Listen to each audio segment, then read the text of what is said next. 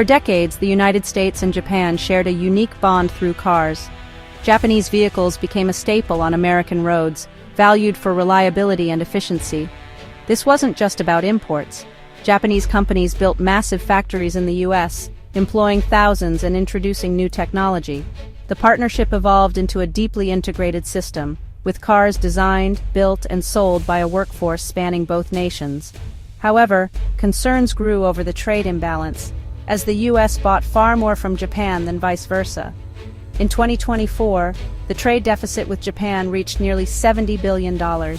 Some saw this as a normal part of global trade, but others viewed it as a problem demanding action. These tensions set the stage for a conflict that threatened to unravel decades of cooperation. The future of this automotive alliance was suddenly in question. Under President Trump, the U.S.-Japan trade relationship changed dramatically. In early 2025, the administration announced aggressive tariffs, 25% on Japanese cars and parts, 50% on steel and aluminum. Trump argued these measures would protect American jobs and industries, pressuring Japan to buy more U.S. goods. A July 9th deadline was set. Without a new deal, tariffs would hit. The news sent shockwaves through the global economy. For Japan, whose auto industry relies on the U.S. market, these tariffs threatened disaster. Japanese cars would become thousands of dollars more expensive, crippling sales. The administration's message was clear: agree to new terms or face economic consequences. This tough stance created a tense, uncertain atmosphere. The future of U.S.-Japan trade hung in the balance. Japan pushed back hard against the tariffs. Officials argued Japanese automakers weren't just foreign sellers, they were major American employers. Over $60 billion invested, millions of cars built in U.S. factories, and 2.3 million American jobs created. These jobs spanned assembly lines, engineering, research, and sales, supporting families and local economies.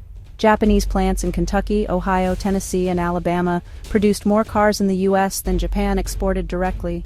Japan warned that a trade war would hurt American workers and communities, not just foreign companies. The proposed tariffs, they argued, unfairly punished an industry vital to both nations. The Japanese government saw the move as a threat to millions of livelihoods. They insisted the tariffs would dismantle a partnership that benefited both sides. Cooperation was at risk of turning into conflict. As the July 9th deadline approached, negotiations in Washington grew tense. Japan's leaders refused to accept auto tariffs, while the U.S. insisted on them as leverage. The U.S. demanded Japan buy more American agricultural products, a political non-starter for Japan ahead of key elections. Neither side would budge. Talks stalled and then broke down completely. The deadline passed. Tariffs were implemented, launching a trade war both sides had hoped to avoid. The fallout was immediate. Japan's auto industry could no longer sustain U.S. operations. In August 2025, Japanese automakers announced a phased withdrawal from the U.S. market. It was a drastic, unprecedented move. The era of deep U.S.-Japan automotive cooperation was over. Both economies braced for impact. The Japanese exit triggered an economic shock in both countries. In the U.S., 2.3 million jobs tied to Japanese automakers were suddenly at risk. Factories faced closure, local economies suffered, and supply chains unraveled. Car dealerships closed, and consumers faced fewer choices and higher prices. The tariffs, meant to protect American jobs, now threatened to push the economy toward recession. For Japan, leaving its largest market meant billions in lost revenue and economic pain. The government chose a swift exit over a slow collapse, hoping to refocus on other markets. The trade war became a cautionary tale: no clear winners, only costly consequences.